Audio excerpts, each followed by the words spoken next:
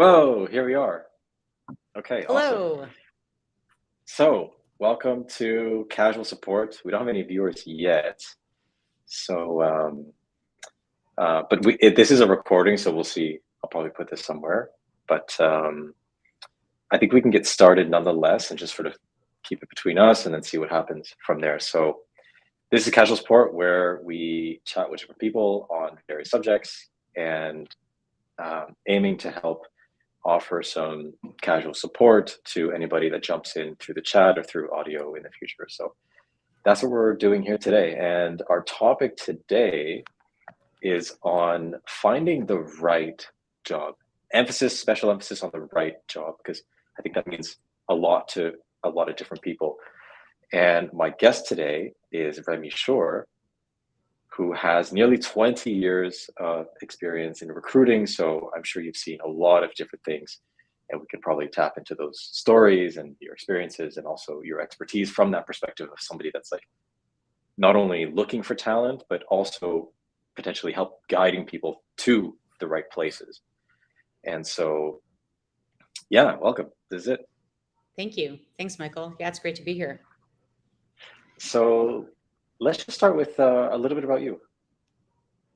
Yeah, absolutely. So I'm currently in Northern California. I moved up here during COVID, during the pandemic, to work on site for a software company. Ended up leaving that company. And now I'm running talent acquisition for a Series B startup that is non-headquartered, but has an office in Los Angeles. And so I'm thinking about moving back down to LA from Chicago. I spent the first 15 years of my career as an agency recruiter, working for 2 agencies. The first one for 6 years, and that's where I really learned a lot of the foundational skills and techniques that I still use today.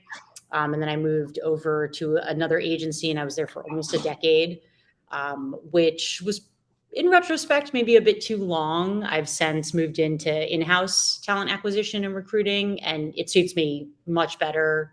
It's a whole different sort of approach to building businesses as opposed to the sort of transactional nature and the inevitable transactional nature of the agency space. No matter what one does, I think even as a consultative agency recruiter, I think there's still a transactional element that I've managed to basically omit from my life now that I'm in-house. So I'm really, really loving that.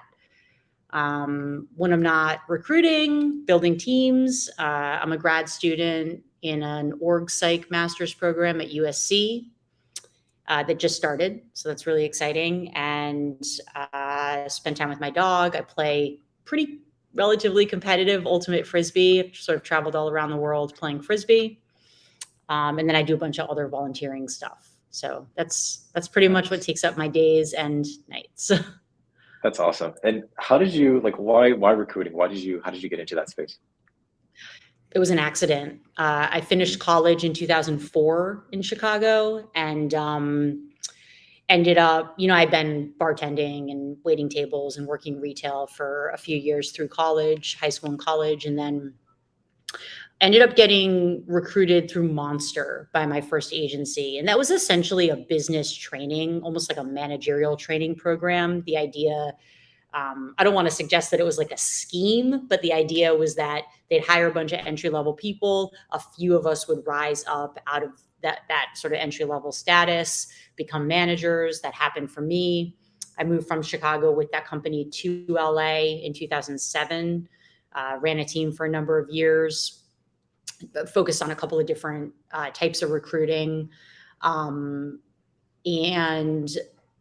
I honestly think it was, if I remember correctly, it was Monster. Back in those days, back in the aughts, we would throw our resume up on Monster and a bunch of entry-level type organizations would reach out. So, inevitably it's enterprise rent-a-car, where you start out entry level and get sort of trained into management. A lot of door-to-door sales stuff. So I got roped into a couple of afternoons knocking on doors, trying to sell like outdated internet. I don't know how common those programs are anymore, but when I was first starting out in the mid-aughts. That was the name of the game. If you had any type of like liberal arts degree, you were either going to go back to school and then eventually teach, or go into sales in some capacity. So that Hmm. was my experience. I'm wondering now, over the 20 years, how has your view of your role evolved? Like It's a great what question. yeah, like what are you really doing when you're pairing talent and employers together? It's a really good question. I think now I perceive it as building businesses, building teams, and building relationships.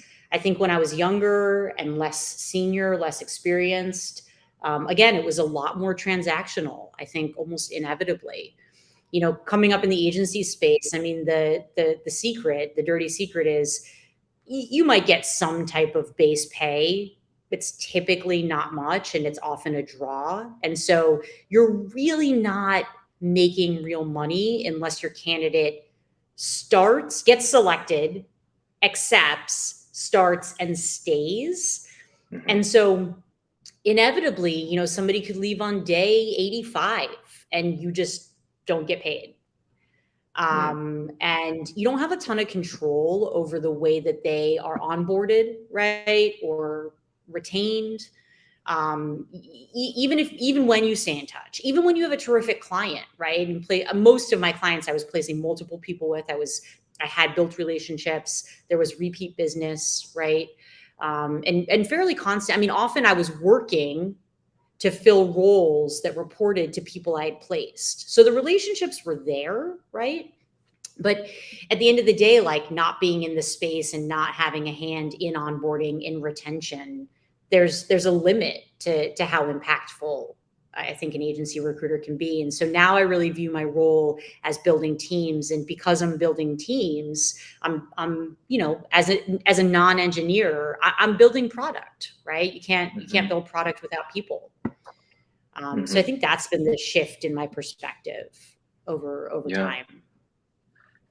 Okay. And so now I think, yeah, so definitely from agency to now, there's definitely a shift in making sure that there's a right match, right? And that someone is going to stick around and Absolutely. stay. What are you like?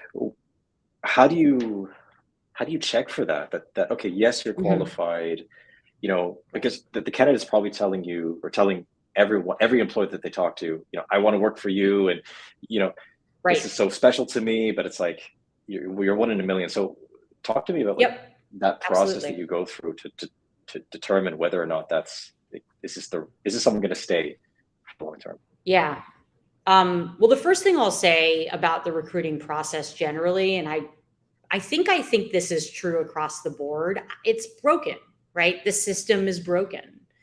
I think it's kind of unreasonable for employers to expect that they can truly evaluate a candidate in just a few hours. What boils down to a few hours, essentially.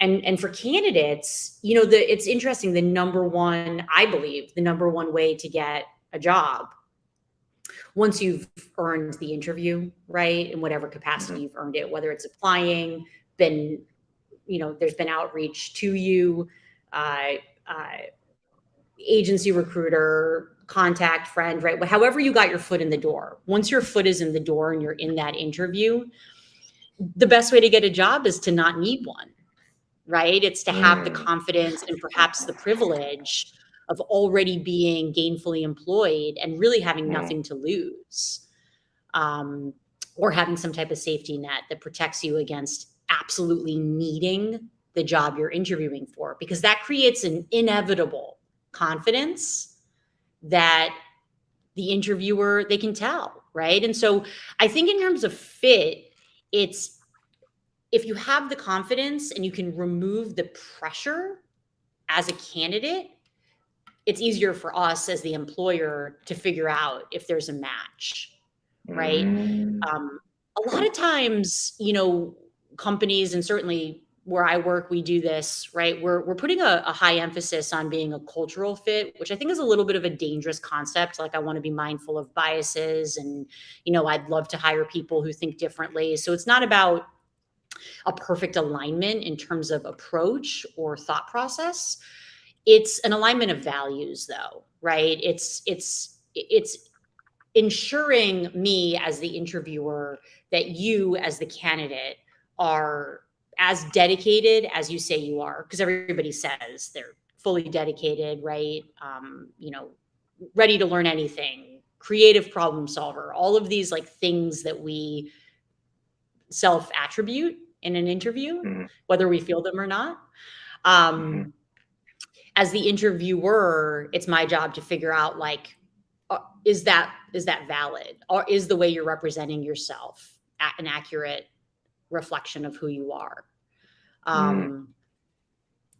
I think a lot of companies are moving away from testing candidates. I mean, there's Mm. still going to be some skills assessment, but like even for our engineering interviews, we're not quizzing people, right? We're expecting them to have like a comprehensive conversation that demonstrates their skills and illustrates how they might approach a problem, Mhm. regardless of the result of the question, right? Regardless of the answer. Um, Mhm. that's where we learn the most is how do you Yeah. approach a problem. And I find that particularly when you're interviewing with more senior or intermediate level, it's you can almost get by just on voice alone. But then Yeah, I agree, when you're looking at somebody's more junior, maybe you might need to test a bit of the skills potentially. yeah, right. But Yeah.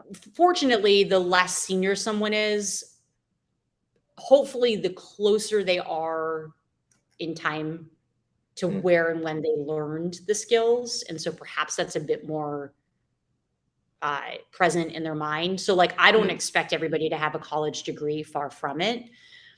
But let's say that you're talking to an entry level computer science grad. 6 months ago, they were testing, they were taking courses and passing tests, writing code. Mhm. They're probably going to have pretty relevant present knowledge of maybe what we Mm. might ask them. Does that make Mhm. sense? A senior person, they haven't been quizzed on their code writing in a decade, Yeah. right? So it doesn't Yeah. really track to ask them like very basic computer science questions. So we try Mhm. to be Mhm. mindful of that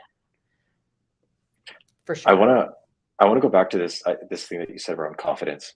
I I love that you say that because for me, I felt for so long that that's been my edge a little bit, where Yeah. I'm like, I'm extremely hireable, but I'm also very fireable, and that kind of gives me a strength, That's funny. and I was talking to actually someone today. John Walker asked, "Have we seen Interstellar?" I saw it. It was actually a good movie. Did you see it, The Remy? movie Interstellar? Yeah, I love that movie. Yeah, I adore that movie. it was crazy actually. But anyway, thanks for the segue or the that question, John. But yeah, because I think now part of and actually it was so I coach career coach people and work on interview training, and two of my last clients actually we had the same discussion where in a conversational one-on-one format, you and me just chit-chatting, they can communicate well, they don't stammer, they don't stutter, everything flows. But then as soon as Yep. you walk into this context of interview with interview question, Yep. then it becomes like you become a bit of a robot, you start to not know what to say, and then you just Yeah. become a because there's so much pressure around this thing. And one of the things I was trying to get them to think about is like go into the interview with a different attitude and different strategy. So I'd love to get your take on how, for someone that doesn't have that confidence or that strong feeling that what, I'm hireable tomorrow, and I whether or not you hire me, it doesn't matter to me, right? So Right. there's plenty of opportunities. So how would someone get over that doesn't necessarily have that confidence or that hireability, let's say? Yeah, absolutely. So what you just asked was how do we change the attitude? How do we adjust our attitude, right? And I would counter by suggesting a reframing instead. Mhm. So changing one's attitude is super difficult, right? Like years of therapy and practice and skills work, right? Like that can adjust somebody's attitude and perspective. Short of that, I think the best thing we can do is change how we're sort of perceiving things, right? Or put a more positive spin on it. And I'm not an advocate for toxic positivity. I think, adages and boss girl fire, like I'm not into that stuff at Right.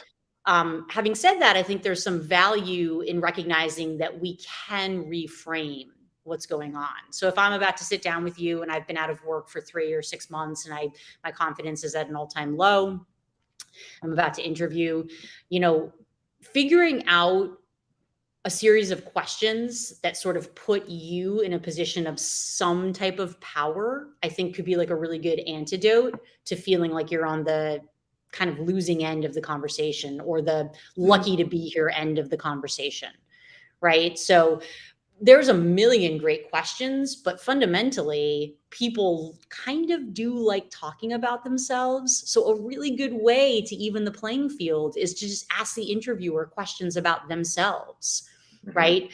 You can ask stuff about the business with relationship to the folks who work there. You can say, what's your workday like? What do you like about working there? Why'd you take the job? Those are all fine. Those are great questions. And frankly, if you start to panic and need something real quick, those are great fillers.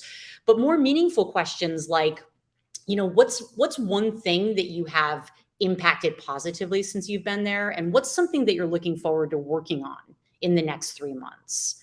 Right, are really good sort of open-ended questions that will result in you as the candidate learning things about the company and constantly turn your mind, constantly remind yourself that it is ultimately up to you whether or not you want to take the job if it's offered, right? I understand that people are under pressure. They have bills. They've got, in a lot of cases, they've maybe been laid off recently, especially in tech.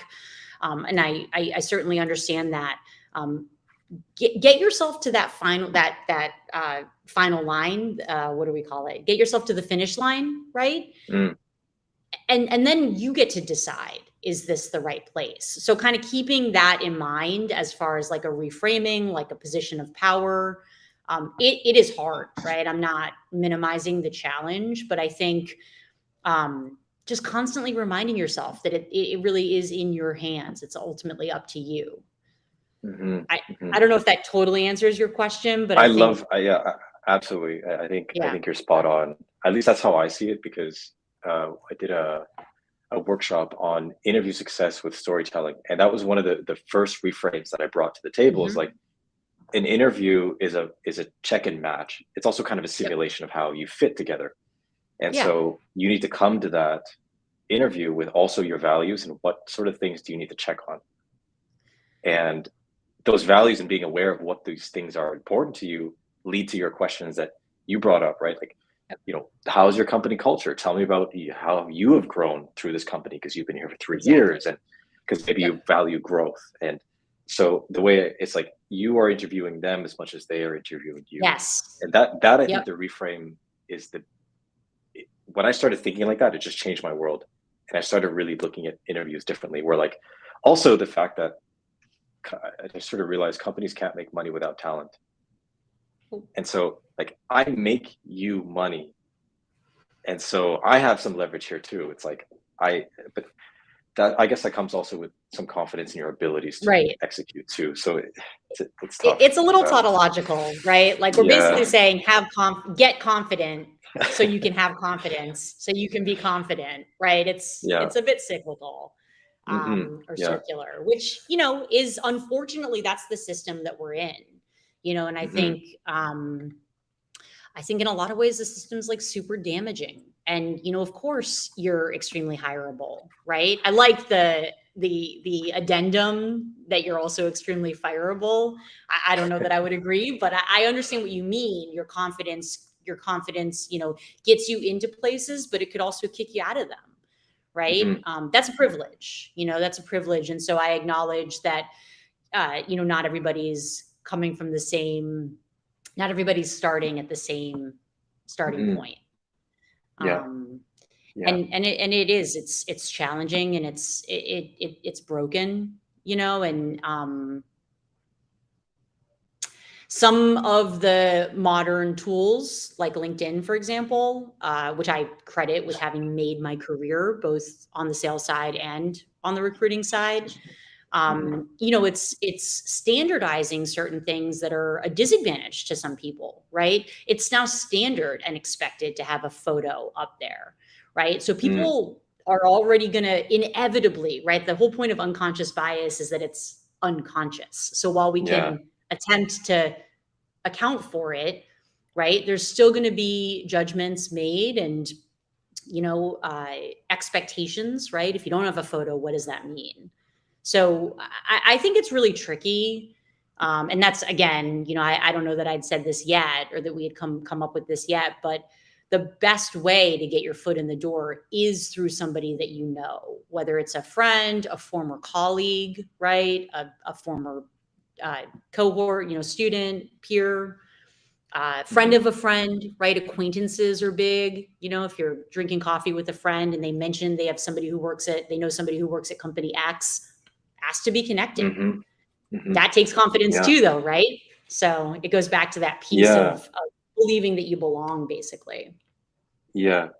And maybe not necessarily a certain level of confidence, but sometimes just a bit of daringness to like Totally. take that leap. I want to. Totally. I also want to mention we have some viewers, and if anybody has a question, to just pop it in, and we can happily diverge from our conversation and chat a little bit about those. So feel free to ask away any questions you have, um, movie related or not, like Interstellar there, but yeah, we'll see. Um, I want to go back to, so you mentioned confidence definitely being a key part of it, but then there's values and how you assess the values of the candidate and assess that against the values of the company that you're representing. Mhm. Like, and do you find that that's a big part of having somebody stay because you being compensated, I'm sure it's to some degree on how long people stick around. Yeah. Yeah, I mean, I think it's tricky, right? Because in the scene that I'm in, the startup space, people are often compensated. I, there's a base salary component, and then there's some type of variable income, and then there's equity. And so the way that equity can keep somebody in a Mm, company for longer than it maybe should can be, I think, a bit damaging. That's definitely not my current situation. yeah, Um, I've but I experienced it a know, couple times. yeah, this idea of like golden handcuffs, right? If you're not vested, you maybe stick around. I think like there's this, I'm going to say it, fairly stupid idea going around, this quiet quitting, which basically means doing the bare minimum and then Right. just riding through. I think it's weird, a weird classification in a number of ways. Um, Having said that, so there's a lot of people out there that are inspired to stay because of potential forthcoming compensation, Hmm. right? But the real reason why people stay and are happy, I mean, I think bottom line, no holds barred, is challenge, right? People leave because they're bored. People leave because Hmm. they're not being challenged. And challenge can come in so many different ways. It could be a new title, new responsibilities, a new role. It could be a new vertical. It could be a new project. Inevitably, if you've been in one place for X number of years, and I think the X equals, I think, is like 5, right? I tend to say like if you can stay for 5 years, awesome. Try not to stay for longer than 7 or 8. I think that's the kind of sweet spot. Hmm. Um, but what keeps people engaged is being challenged. What drives them away eventually is continuing to be challenged, but continuing to be asked to solve problems in the same way. Right? That's what starts to happen around year 5. You've been solving perhaps new and interesting problems, but it ends up being somewhat routine the way they get solved. Because at that Hmm. point, you're probably surrounded by people who it perhaps have been trained by then to think like you, right? So there's some homogeneity in the way that people are thinking and approaching Hmm. approaching challenges. And I think that's what really drives people to want to find something new. And that's fine, right? The last 10 years, 15 years have been a lot of added hires. I mean, there's been pockets of not hiring, of course, but Hmm. a lot of added hires, a lot of new open recs. But traditionally, the business of recruiting is attrition. It's somebody vacates a seat to take something that is going to be the next best fit for them, and in so doing, leaves an open seat for somebody else to take, and that's going to be the next best fit for them. And it's just moving around sort of puzzle pieces. Hmm. Um, there tend to be a lot of new open positions in the tech space, but that's not the case across the board. Mm, right. I want to switch it to Sue Park is asking, and if LinkedIn or other social platforms is inevitable, what do you consider a good profile? Because I Yeah. want to chime in really quickly here because I think maybe maybe I come from a different lens where I almost feel like LinkedIn matters, but does it matter that much? And so what do you think? But again, because you've Yep. crawled and you've made your career out of that, so I'd love to know what your Yeah. perspective is on that. Yeah, I think LinkedIn matters tremendously. I think it's a really terrific way to keep an updated resume without having to update your resume. And if you stay on top of it, if you regularly update it, like commit to every 6 weeks, even if you're working, right? Adding a new bullet point, describing your new responsibilities, Right. then when it comes time to look, your boss won't assume that you're looking because all of a sudden your LinkedIn is updated, right? If you regularly stay on top of that, it's a really easy single link to send to anybody who reaches out or anybody who you might want to connect with. It's a way to obviously manage those professional contacts, professional and personal. I think Hmm. I think it's okay. I think it's getting a little noisy, but I think people generally do a pretty good job of talking about relevant topics. Right. And of course, I wholeheartedly believe that politics is everything. So I believe it belongs on LinkedIn. Hmm. Um, to answer our listener's question, I'll tell you. I mean, I have a couple LinkedIn tricks. I think unfortunately, I do think a photo and a banner photo of some kind is helpful. I think that'll get you noticed. I think that what's interesting. What I've noticed recently is, and this could be just a misunderstanding of how LinkedIn profiles are viewed. Most of the time, as a recruiter on LinkedIn, I'm not seeing profiles. I'm seeing photo, name, and title, right? Because whether that's in the comments or it's on LinkedIn Recruiter, which is the recruiter side of LinkedIn, the sort of pay to play side of LinkedIn. Um, it's just like a quick snippet, like almost like a just quick description of each person. Hmm. You click in order to see their profile. But what's interesting is if I'm only seeing your photo, name, and title, and in your title slot, you have open to work, I have no idea what you're doing. I don't know what your work Mm. is. So I cannot overemphasize the importance of, and you know what I'm talking about, right? Your name, and then there's like a Yeah, the little byline, like catch line or something. Yeah, catch your line subtitle. underneath your name. Hmm. Absolutely, unequivocally, put what you do in there, even if you're not currently employed, because Right. most of the people that are on LinkedIn and viewing comments and viewing the I'm looking for a job, et cetera, all they're seeing is that. Hmm. So, a lot of people change those, looking for my next adventure, ex Peloton, whatever it is. But I need to know, like, data driven engineer, right? Right.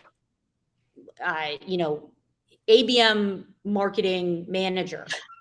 right? Or Hmm. ABM Yep. manager. I said marketing Yep. twice, but like I need to know what you do. And so that's a really good way to get noticed as well. And then just be mindful of how LinkedIn parses data.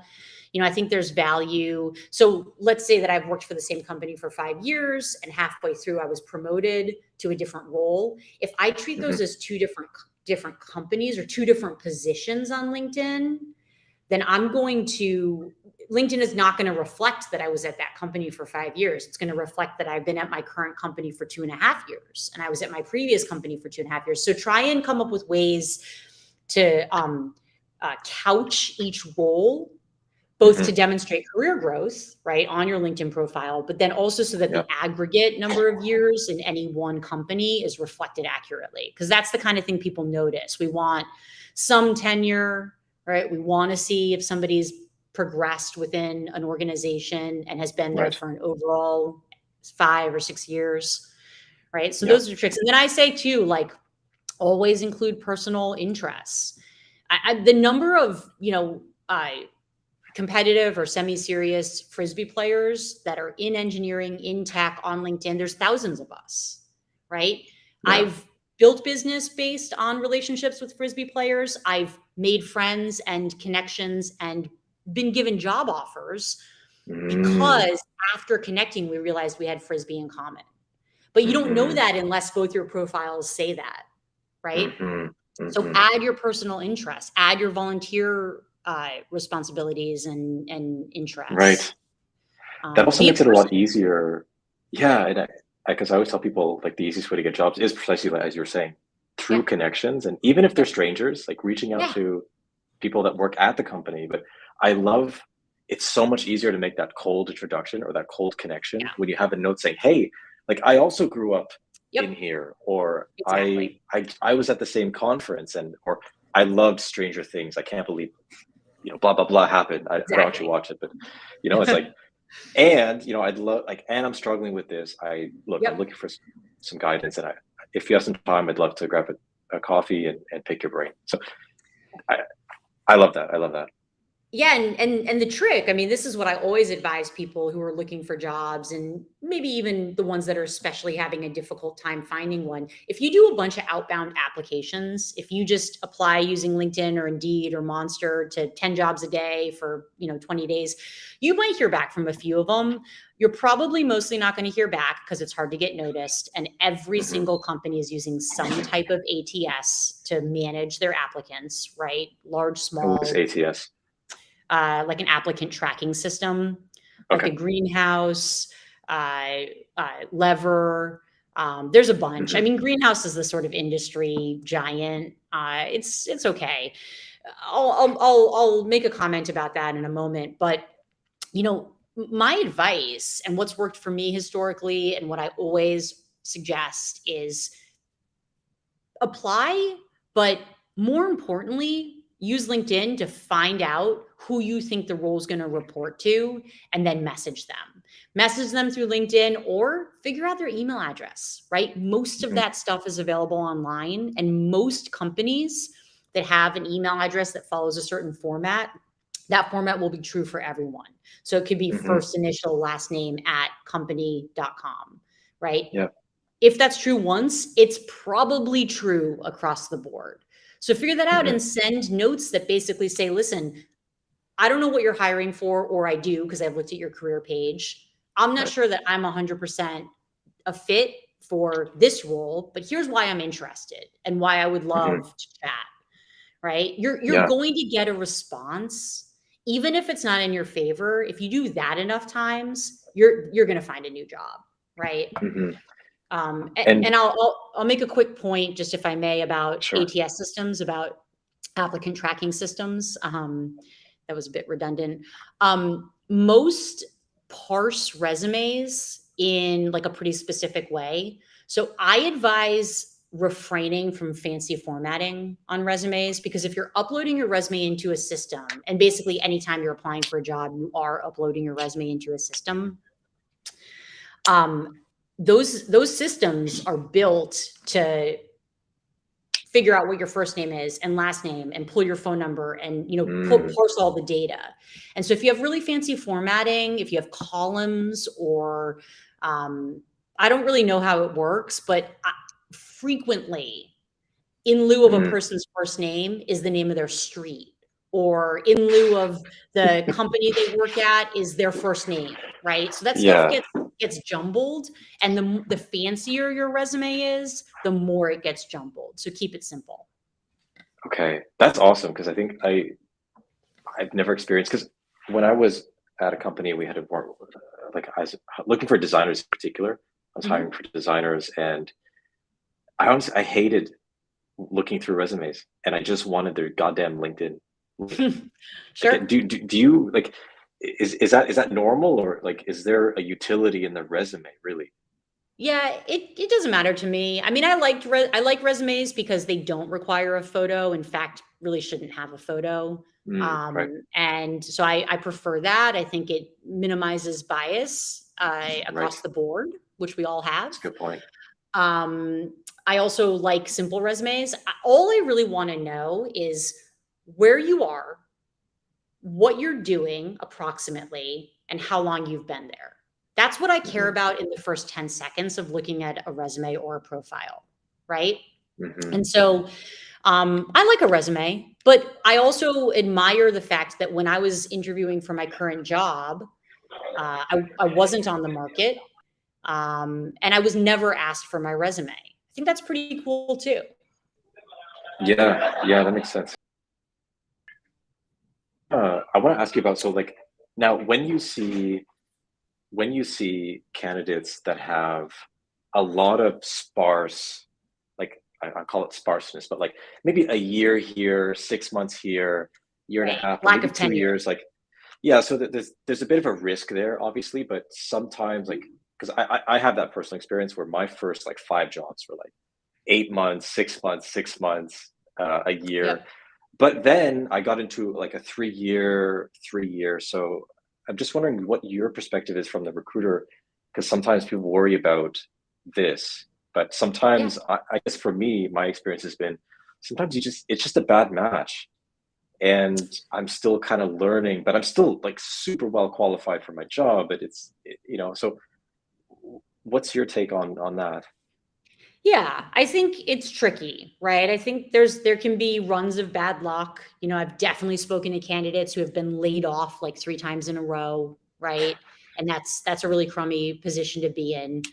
Um, it depends on the skill set, right? If it's a salesperson, right? Like if they've been 6 months, 8 months, 1 year, 6 months, like unfortunately, that indicates to me that either they haven't performed or they haven't been able to stay and push through the Mm, tough times, right? So I right. am looking for some tenure, some consistency. If it's a product manager and the durations are fairly short, 12, 18 months, kind of back and forth. Similarly, that makes me think they've stepped in, been given some tasks, helped to create a roadmap, started to deliver, and then bailed when things got tough or Mm, tricky or complicated. So yeah, so I don't think it's great, right? That's the honest truth. And I think the important thing is to listen. So like I wouldn't not call somebody because of tenure, right? mhm. I do want to know why. Um, I think it's a little tricky. I typically will advise people not to put too much, not to overshare on their resume. And what I mean by that is like, listen, really, I have a lot of compassion, I like to think, and I'm practicing having empathy for people that have had to, say, quit their job to take care of an ailing parent or, some other life dynamic that they have to help with. I'm just not an advocate of putting that on the resume. I think that you have to assume then that anybody can see it. And I'd rather advise a candidate to share that information a bit sparingly. They Mhm. may get called less if, like, for example, their resume says, like, okay, I left my last job in April of 2021. So it's been, 19 months or 18 months or whatever that is. Um, yeah, they might not get as many calls. That's where reaching out directly to the people you think the role might report to comes back in to play, Mhm. because in an email to them, you can say, hey, you'll notice I haven't worked in a year and a half. Here's why. Right. But if Right. you're just sending your resume through these systems and you're applying consistently in an outbound capacity, I would leave those details off of the resume. Mhm. And then, yeah, lean into the interview to explain. You're going to get more traction if you have sort of spotty tenure with smaller companies, right? And Yeah. reaching out to individuals directly, because then you get the chance to explain typically. Yeah. And so when candidates are reaching out directly to the manager or recruiter or Mhm. whoever else in the company, I've always seen that as, like, I'll use the word hustle. but whatever that means, it's basically like that you're motivated, you're invested Yep. in, and you're going above and beyond the usual, okay, I'm going to send my resume on Monster and then Yep. I'm going to wait. Like you actually follow up, you're scrappy a little bit, and maybe you just show up to the office right away and you say, hey, I'd love to meet with this person, you know. And so I've always kind of seen that as a plus, and I'm wondering from Yeah. your perspective, is that something that stands out to you, or Mhm. what do you think? Yeah, I think it's tricky, right? I admire it. I'm always going to respond to somebody if they reach out to me personally. I mean, I always respond regardless. My company's at a size currently where I can respond to every applicant, even if it's a hey, not right now. Um, Right. I think what you're talking about, that hustle, it does impress me. I think it goes back to confidence. I think the more confident you are, the more that's going to work because the more that's going to come through in your messaging. Hmm. Um, the truth is, Michael, like this takes a ton of guts, but I have examples. I mean, I know God, I want to say 15 years ago, we had a candidate. The hiring manager called my office and spoke to the recruiter in charge of the account and said, listen, I changed my mind about this candidate that you have coming in here in half an hour. Can you cancel? And so my colleague called the candidate and was like, I'm really sorry. Let me explain. And the candidate was like, meh, I'm here. I'm going to go in anyway. And he went in and he waited in the lobby for 2 hours and they finally sat down with him and he got the job, of course, is the punchline. Wow. So, you know, that works sometimes, right? Hmm. And sometimes it doesn't, right? Sometimes you're not going to get FaceTime just by showing up. Right. And Right. you have to have confidence and you have to have kind of nothing to lose. And typically the people that have nothing to lose are the ones that are gainfully employed and know that they're employable or have the confidence Hmm. that they're employable. So it is a bit tricky. It's a bit of a Chicken and egg. yeah, totally. It really Yeah. is. Yeah. Huh. I want to switch it to kind of looking at, okay, in your experience, and maybe we can segue also into these horror stories or these funny stories. Yeah. I got a Because few. yeah, because I think like awkward moments are always very, like, we've all had them in meetings Yep. on either side. And Yeah. but what do you see is, like, what's the pattern that people, do you think, can look out for when they're in interviews to not do or to avoid, or to, like, above and beyond the usual, like, prepare your questions, you know, practice, Know practice, what the practice, company like, does. yeah, like stuff like that. So Yeah. maybe you can walk me through some of the kind of the, maybe beyond best practices. I don't know if that's a thing, right? Yep. Like there's definitely the best Sure. practices, but like what have you seen, and then we could maybe fill that in with a story. I'd love to hear that. Yeah. So the thing I'll say about that is, yes, it's imperative to prepare, and ask how to best prepare. Right. So if you have a recruiter, whether it's internal or an agency or a friend that works there, or you can find someone on LinkedIn who works there that you're connected to in some way, Hmm. ask for some tips and tricks to best prepare. Um, what I would advise people to think about with interviews rather is every interview is an opportunity to practice. And so if you're in an interview and you get the sense that it's going off the rails, just say it. You're probably not going to get the job. Say to them, hey, listen, I feel like I kind of blew it, or it's probably not quite the right fit. Can you give me some feedback? Can we use the last 5 minutes we have? Tell me maybe what I can do differently next time. And that will really help you because that's real time feedback from somebody who can make the decision to move you forward or not. Yeah. Does that sort of answer the question? I mean, Yeah. if it's already a no or probably Yeah. not, I lean in. I love that. I love that because I've been in interviews, and later I find out that maybe I'm not supposed to do this, but back in startup days, I would interview people, and maybe halfway into the meeting, I would tell them, "Look, I don't think it's a good fit," and because I was the deciding factor, and I hear like, oh, okay, no, I'm not supposed to do that, but Well, but the immediate reaction I would get would be disappointment. right. But then the rest of the time was, okay, here's exactly why, and here's where in your case study or your presentation, here's where I think I was looking for a bit more. and I don't Yep. see that. And so it kind of transformed into this coaching session, which was a lot of fun. But yeah, super awkward to be able to pull the plug, but we were better off for it. But I feel like you want to chime Yeah. in and tell me why that was wrong. No, no, no, I don't know From that maybe that a was legal perspective, I wrong. don't know. Well, that was my first thought was like, yikes, like be really careful with feedback and never put feedback in writing. And there's all sorts of culpability and responsibility Okay, yeah, nowadays. Having said that, I don't think it's necessarily wrong. I just think, and I'm sure you did this, but deliver it kindly, deliver it elegantly, right? right. It's okay to tell people that real time that they're a no.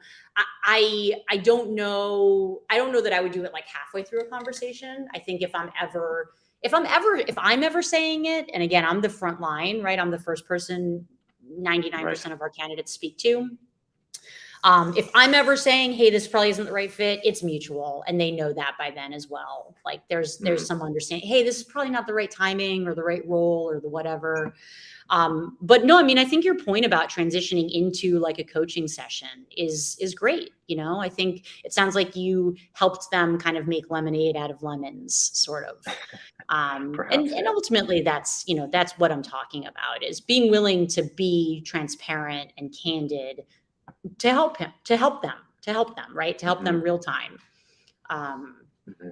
every interview is an opportunity to get a little bit better as a candidate and as an interviewer. Yeah, it's true. Yeah, because one of the things I tell people when they're interviewing is not every interviewer knows what they're doing either. So True. it's like so you need to come even more prepared sometimes to be able to help them make the decision. Yeah, that's interesting. That's an interesting dynamic. Fortunately, if that's the case, and I'm not going to say this is true for all hiring managers, um, you're going to find that more if you're speaking to a peer, right? A potential peer, in which case there may be a little less senior. They might be less senior than you as the candidate. So, yeah, to Hmm. your point, I mean, I think making those conversations especially conversational rather than Hmm. either bombarding them with questions or, just staying silent, helping them feel comfortable. Yeah, And you can that get a goes a long way. sense, right? I mean, without exception, you'll want to check out the LinkedIn profiles of the people that you're meeting in advance. So Hmm. if somebody has 3 years of accrued experience and you have 10, like do what you can to make them feel comfortable, right? That's a Yeah. reframing in and of itself. Hmm. Hmm. That's a good point because I've worked at startups where just because of the dynamic of everything, like the head of a department is like early 20s, Sure. 2 3 years experience, Sure. and It's but wild. I find it's very admirable when they can let that go and also be willing to kind of be vulnerable in that state of like, hey, like it's awkward that I'm interviewing you, but 10 times more than me. And then I think Yeah. that's kind of a cool way to go about it. Yeah, we say that with our less senior folks who are doing interviews, learn something from them, from the candidate, Mm, right? See if you can learn hmm. something from them. In Ben Horowitz's book, The Hard Thing About Hard Things, he talks about when he met Mark Andreessen, and Mark Andreessen was a kid. He was like in his early 20s, and he was still the most brilliant and dynamic person that Ben Horowitz had ever met, right? His socks were absolutely knocked off by him. And so I Mm, think it doesn't necessarily come down to just accrued experience. It comes down to presence. But sometimes that is predicated on confidence. And that mm, confidence is predicated on all of the things, how you were raised and, what you've been given, privilege, right? Opportunity, safety nets. So some of hmm. that stuff, it's hard to fake, right? And that's Yeah. why getting your foot in the door and interviewing as much as possible is an advantage because by the time Yeah. that right role comes around, if it's your 10th interview overall, you're going to be far better prepared than if that right role comes around and you've only done one or two, right? Hmm. Much more Hmm. likely to Yeah. impress them. Yeah. That makes a lot of sense to me. So I want to hear some stories. Like Oh, yeah. most awkward or most or Sure. Yeah, I've got some stories for sure. One sort of shout out, I when I was really junior, I had a manager who was just a couple years older than I was, and she'd only been recruiting for a few years herself. And there was a lot of, she and I, we battled, we butted heads. You know, it was a tremendous learning experience for me. She's my first mentor, really. And I think it was I'd like to think that it was a good learning experience for her. I like to think she became a better manager managing me. But one of the things I remember she would do is she would, you know, she'd run to the bathroom. She'd just have to use the restroom, and she would run back in. And I remember asking her, like, why don't you just take a few minutes, walk to the bathroom, take a break, you know, get some fresh air. She was like, no, I don't have time. And that hustle mentality, which, you know, it's a little different from how I currently run my life and my business and my, you know, sort of my perspective. It's also, you know, almost 20 years later. But when I was first starting out, that hustle made an impact on me, right? That made an early impression. So I like to, you know, shout her out and sort of say that still sticks in my mind as something really admirable. So other stories, you know, I think this is a pretty funny one. In my early agency days, we used to train our new agency recruiters, right? So these are often people with, like, straight out of college, like they graduated in May and it's July now, right? And they've been working for 5 weeks. So we used to train them when they were making an offer, right? They'd get a candidate through the process, they'd get them all the way to offer stage. And the sort of cadence was, you know, you'd get a sense of what the candidate was looking for. Let's say a base salary of, you know, 80K, whatever. And we would go to the company, we would get them 85K, right? But we know that the candidate's going to accept 80. They're super excited. We're excited because we got them a bit more. And so the cadence of those conversations would be, hey, I have some really great news. We got you an offer. And the candidate would be like, oh, awesome. Okay, cool. What's the offer at? And we would say, unfortunately, the bad news is we couldn't get you 80K. And the candidate would be like, oh, you know, what did you get me? And we'd be like, the good news is we got you 85. And so you know, it's I love where this is going. Yeah, funny memory. And so I remember there was this one trainee, this one rookie recruiter, and he jumped on the phone with the candidate and he says, you know, the great news is we got you an offer. And the candidate, oh, what's the offer at? And the trainee says, well, the bad news is we couldn't get you 80. And then he paused and he says, how does that make you feel? What? And the candidate was like, well, I don't know what you got me. And the kid was like, oh, shoot, I'm so sorry. I mean, we got you 85. How does that make you feel? That really stood out. I mean, I remember that. It's probably been 17 years since that happened, but I really remember that. You know, another sort of inappropriate story, if that's okay. It's pretty funny. It still cracks me up to this day. And I really don't mean to throw anybody under the bus. I get it. I understand that people have different understandings of language and vocab and stuff, but I was interviewing a candidate from my team back in the aughts. And again, these are entry-level people, right? Typically, the more boisterous they were, the more we liked them. The criteria for that kind of an environment, it's a bit of a boiler room environment, honestly. It's like you like to go out at night, you're ready to wake up early anyway, you'll be in the office, got your suit on, right? It was a very sort of intense and fairly toxic environment. But you know, I interviewed this candidate and he was, naturally. I interviewed this candidate and he was great. You know, he was like presentable and, you know, had sort of all of the tangible and intangible qualities. And I had sort of described what we do, which is necessary because honestly, I got hired not even knowing what agency recruiters do. So I always tried to like give a fairly strong overview. And his response was, oh my gosh, I am so excited about this opportunity. I have like excitement in my loins right now. And I was like, oh my God, I can't hire this person. Like, I understand he doesn't know what that means, but unfortunately, I can't hire him. So that was a funny story. I mean, at his expense, I suppose, which I feel bad about. But I'm sure he's fine today. I'm sure he recovered. Perhaps he still doesn't know the meaning of loins, but who knows? But like because of that, you couldn't hire him because of that comment? Yeah. I mean, I think I'd do it differently now. But remember, I was a kid too. Like I was like Yeah, yeah, cracking up yeah. in my own head and like, Right. this is a long time ago. So, oh, I think It makes we have a sense. visitor. Oh no, she's Oh, yes. got it. The Yeah, station is right behind it's a you. bit real, yeah. Yeah. So Um, we have like yeah. a couple minutes left. Yeah. Anybody who's just watching the stream, if you have any final questions or just say hello in the chat, I think that would be very cool. Um, and we'll just wait and see if anything transpires from that. But we can start kind of like softly wrapping up. I think Remy, this Yeah. has been a lot of fun actually. Yeah. This This is is great. Yeah, because this is the first time we do this, and Mhm. part of my whole thing here was like seeing if I enjoyed it, and I actually really enjoyed this.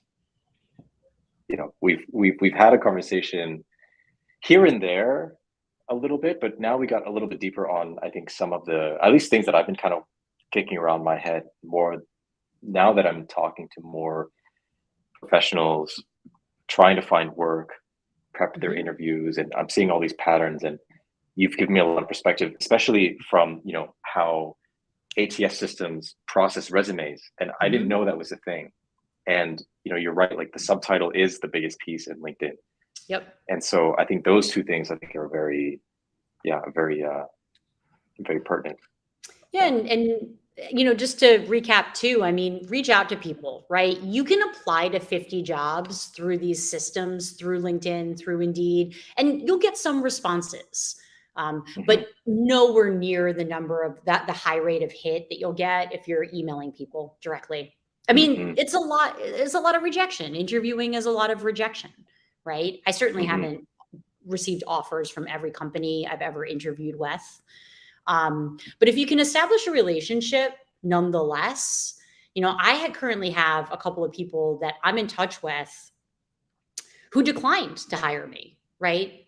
This is Mm. going back a few years, but they're, VPs now in charge of, and I use them as resources. We chat, we catch up. They offer advice in a sort of mentorship capacity to me Hmm. about how to build teams and businesses, and that's really invaluable. And I met them in interviews, and I met them in interviews because I emailed them cold, Mm. basically.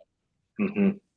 Yeah. So And so do you find like one strategy is almost and one of the ways that I think, coming back to this confidence where in an interview setting, the nerves are high, and so you're just not you anymore, and you're just sort of yep. this robot or this, you know, like you're not you. I guess that's the best way to put it. Sure. And so maybe one strategy is to reach out and try to have a casual conversation about the Yeah. role, even Yep. before you apply with then you already have that rapport, you're a bit chatty a Yeah. little bit.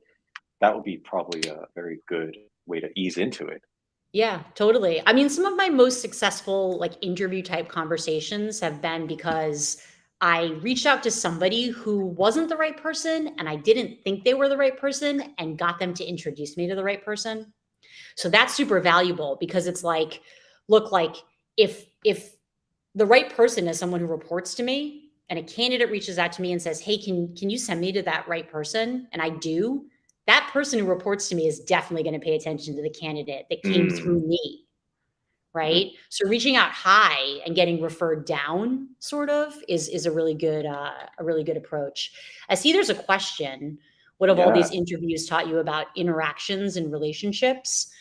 Um I mean, a tremendous amount. I think, I'm now in an organizational psychology management program at USC that just started.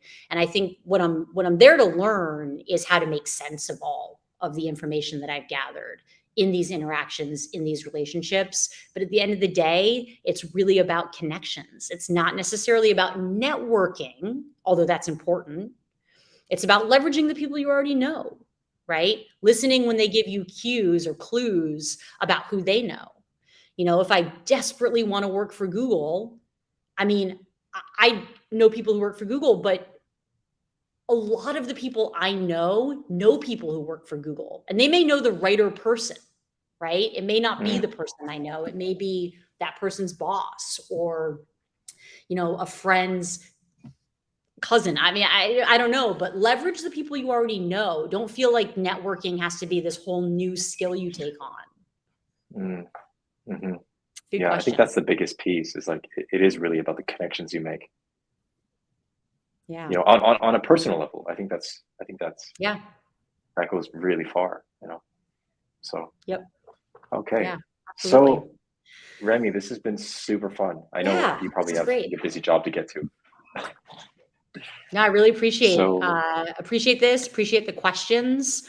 Michael, I'm not sure what you're doing with this. If you're sort of if you've assume recorded it and you're putting it out there, feel free to throw my email address in whatever messaging that you have. I'm awesome.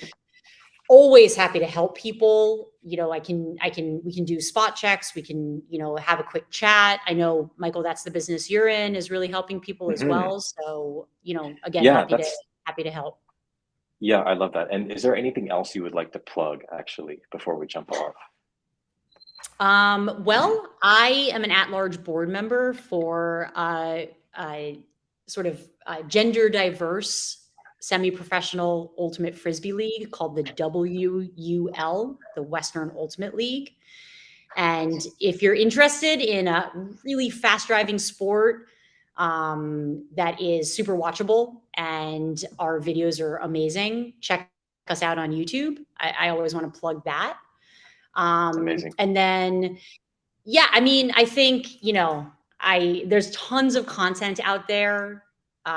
So I'm a big fan of absorbing as much information as possible, just making sure that, you're paying attention to the source, right? I think it can be really dangerous to listen without discernment, especially with all the Mhm. content nowadays. So just do research on, where you're getting your ideas is my best advice. And then bring those things up in interviews. That's my Mhm. best Mhm. advice. Awesome. That's a great place Yeah. to end this. Thank you, Remy. Yeah. This has been a lot of fun. Thank you. Yep. Ditto. All Have a right. great day. Thanks Okay, you again. too. Bye bye. Thank you, everyone else watching. Cheers.